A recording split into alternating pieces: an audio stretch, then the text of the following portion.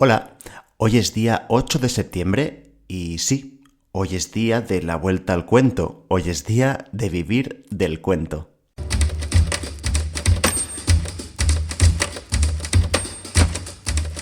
Vivir del cuento, el podcast de las historias que van contigo.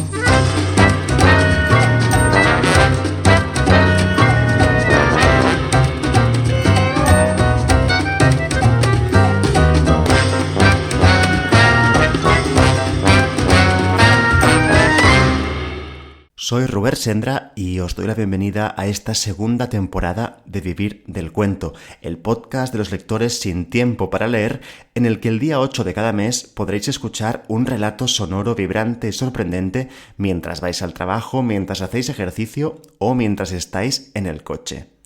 ¿Cómo estáis? Espero que hayan ido muy bien estas vacaciones y que hayáis tenido tiempo para leer esos libros que siempre quedan pendientes. Seguro que si han quedado rebozados de arena de la playa es buena señal.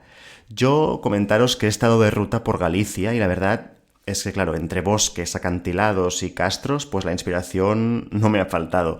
De hecho, durante el viaje fui escribiendo algunos microrelatos sobre los sitios que iba conociendo y los colgué en mi canal de Instagram. Os dejo el enlace en las notas del programa por si os apetece leerlos.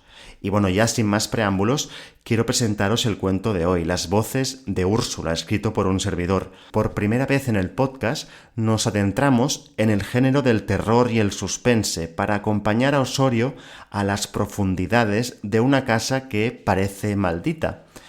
El cuento nos habla sobre todo de la incomunicación, de los remordimientos y de nuestros fantasmas, y de cómo a veces preferimos quedarnos a vivir en el eco amargo y torturado del pasado antes que salir adelante.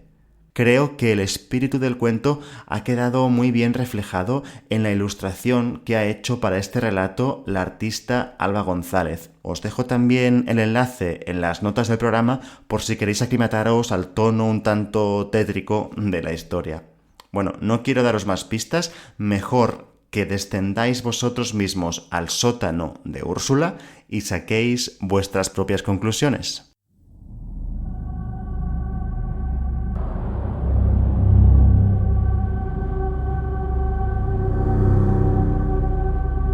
Las voces de Úrsula.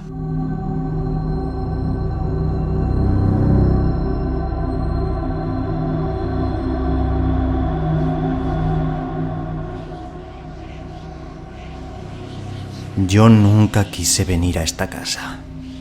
Sollozo mientras vuelvo a oír los murmullos que vienen del sótano. ¿Adela? Mi mujer no contesta. Estoy solo, una vez más. Me acerco a la puerta del sótano.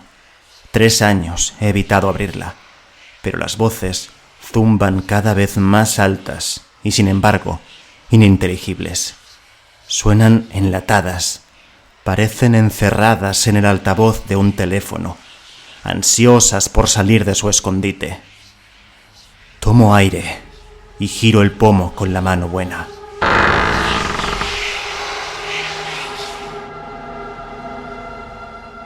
Todo se empezó a torcer, con una máquina fresadora de 4 toneladas desplomándose sobre mis dedos meñique y anular. No me dieron la incapacidad.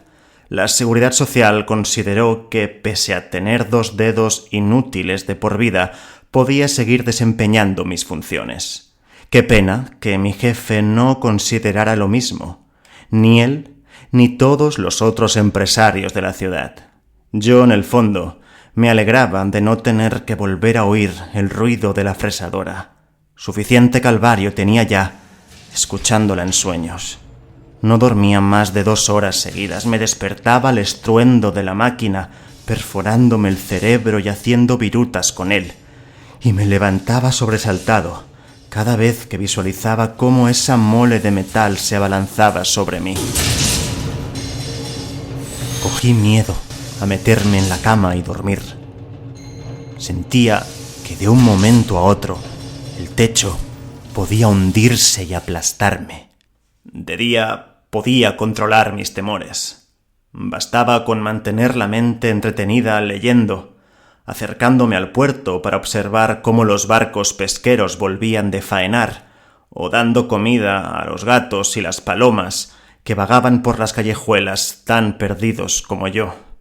Pero de noche me atravesaban las brocas, las sierras circulares y las garras que mi subconsciente invocaba con maldad.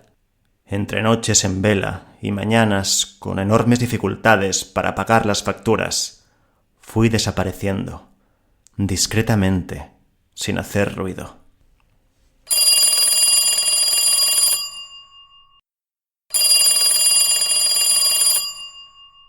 Poco tiempo después de que un juez pusiera fecha a nuestro desahucio, me llamó un desconocido que dijo ser primo segundo, aunque yo creo que como mínimo era tercero o cuarto. Entre balbuceos me dio la noticia de que mi tía abuela Úrsula había fallecido, sola, en su casa, hacía un par de meses. Lo primero que pensé es que apenas recordaba su cara.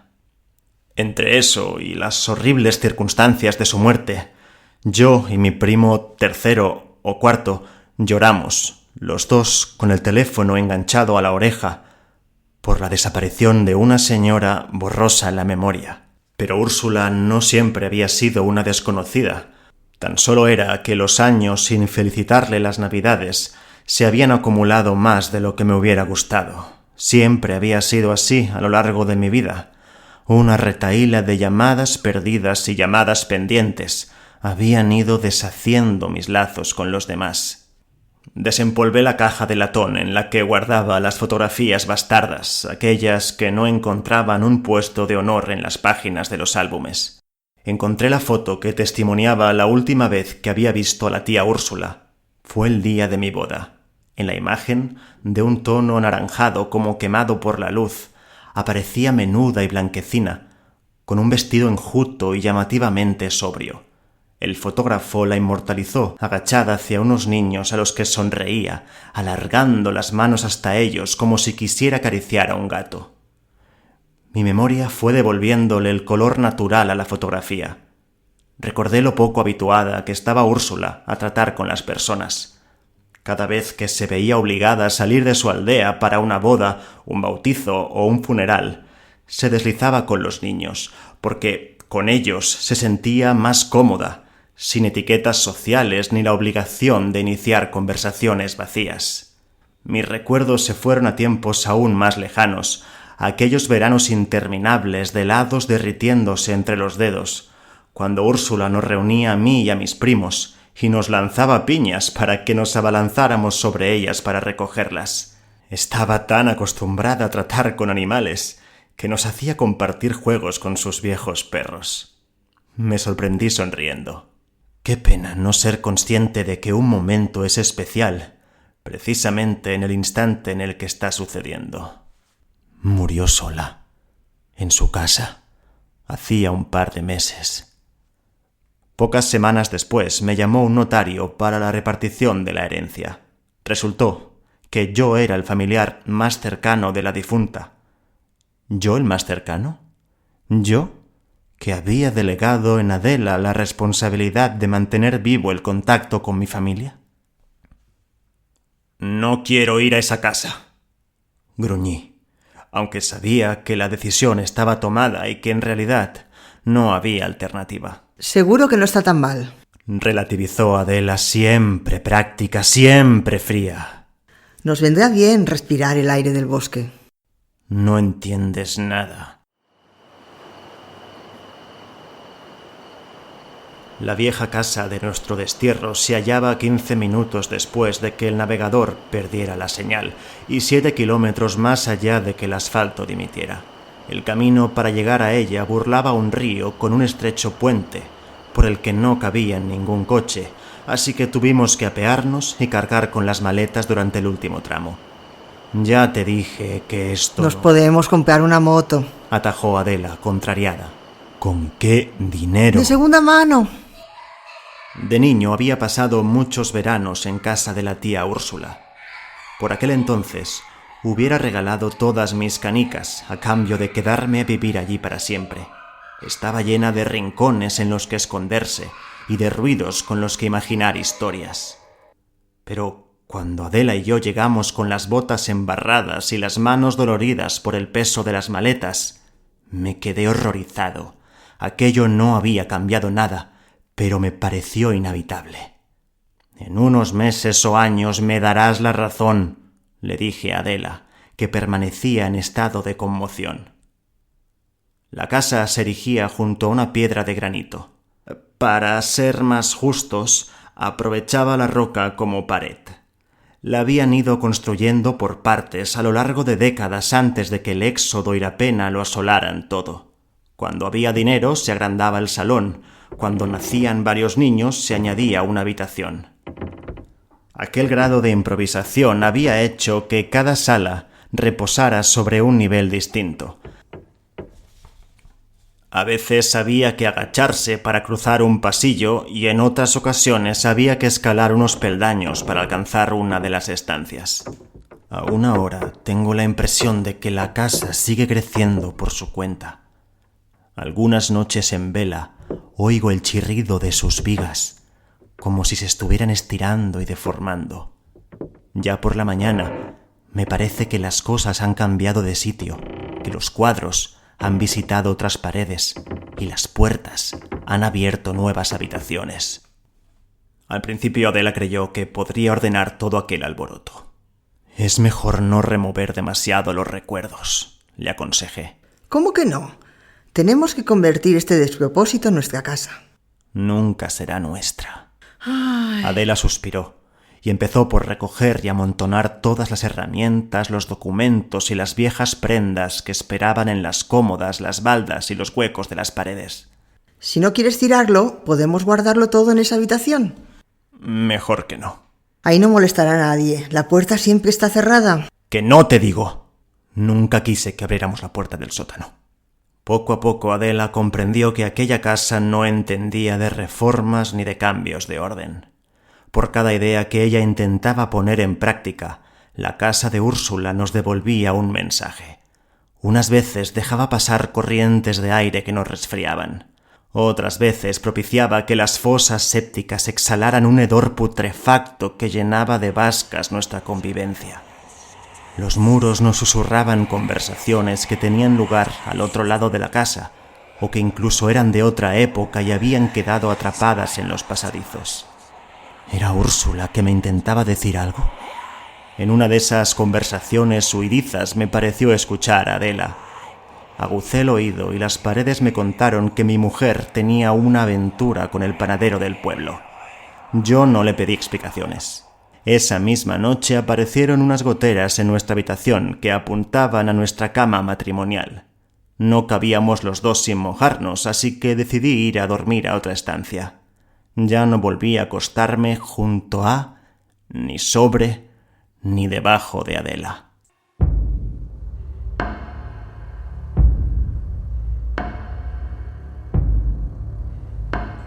«¿Úrsula?», pregunto con la mano en el pomo de la puerta, harto de que la casa dirija nuestras vidas. Desciendo las escaleras angostas que conducen al sótano. Las voces metálicas están cerca. Me noto mareado. Úrsula bajó estos mismos escalones antes de morir. Mi pie encuentra el peldaño desencajado que la precipitó hacia las profundidades de la casa. Según la autopsia, Úrsula no murió por la caída. El impacto le rompió la cadera y la dejó inmóvil en el sótano. Nadie la extrañó durante días. Nadie la fue a ver durante semanas. No la llamé durante meses. Úrsula murió de abandono y olvido. Acabó sus días en el lugar que la casa reservaba para todas las cosas abandonadas y olvidadas. El sótano está cubierto de sábanas blancas llenas de polvo. Camino entre los espectros de algodón hasta que me parece llegar al origen de las voces. Tiro de la sábana y encuentro una vieja emisora que carraspea. De ella sale un cable con un micrófono. Los murmullos que crepitan son confusos. Cualquiera diría que son simplemente ruidos. Acerco una silla y me siento frente al aparato. Ignoro a Adela cuando anuncia que ya está en casa. Paso horas, creo que son horas, atento al revoltijo de cuchicheos indescifrables. Me quieren decir algo, estoy seguro. Ignoro a Adela unas cuantas veces cuando me dice que la comida ya está lista. ¿Y si Úrsula encendió la emisora antes de morir para pedir socorro? ¿Y si aún está viva, escondida bajo una de las sábanas? ¿Y si utiliza la frecuencia radiofónica para comunicarse conmigo desde allá donde esté? Los sí van rellenando los huecos de mi mente. Tiro de todas las sábanas del sótano. Aparecen una gramola, una caja de tebeos, un vestido de novia y un armario lleno de conservas. Algunas no han caducado, como sardinas, como alcachofas. Ignoro a Adela cuando la oigo gimoteando a lo lejos, recibiendo visitas, carcajeando como cuando éramos felices. Amontono todas las sábanas para improvisar una cama, como atún, como fabada. Sigo intentando descifrar los ruidos de la emisora. ¿Qué quiere de mí, tía? Pierdo la noción del tiempo, ya no oigo ruidos en el piso de arriba. Micrófono en mano, digo, me llamo Osorio. Distingo una ínfima reacción en las voces. Se vuelven brillantes y agudas por un momento antes de volver a la monotonía. Pregunto ¿quién eres? Y se tornan más oscuras y entrecortadas. Cojo un cuaderno y anoto esos patrones con el rigor de un lingüista. Sin darme cuenta, empiezo a entender la gramática de las voces, dialogo con ellas. No es como hablar con una persona, eso está claro, pero me siento vivo otra vez, conectado con Úrsula, con mi familia y conmigo mismo. Hablo de la máquina fresadora, confieso mis pesadillas, pido disculpas por mis llamadas perdidas y mis llamadas pendientes. Me siento comprendido, acompañado. Me maldigo al ver que ya no queda nada en la despensa. Tengo que subir a por comida. ¿Cuánto tiempo hará que vivo en el sótano?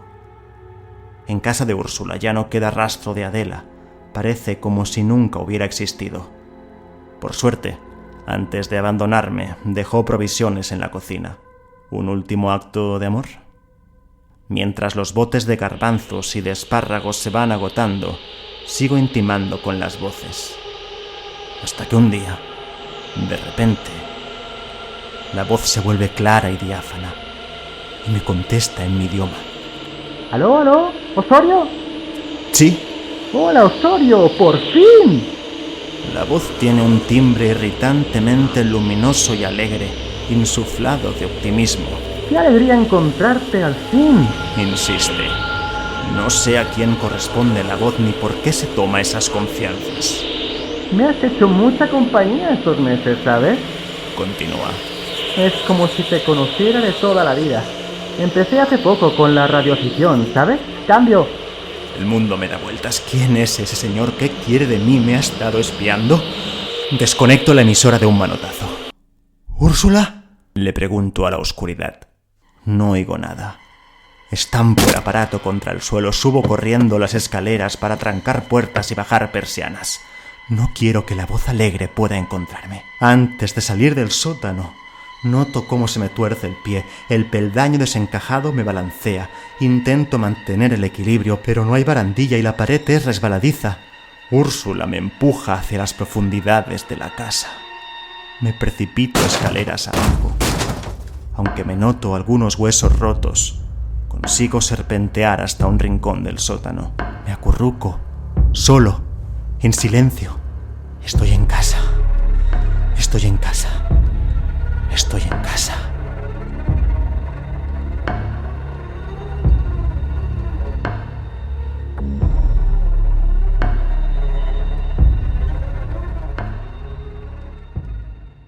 ¿Cómo os ha quedado el cuerpo?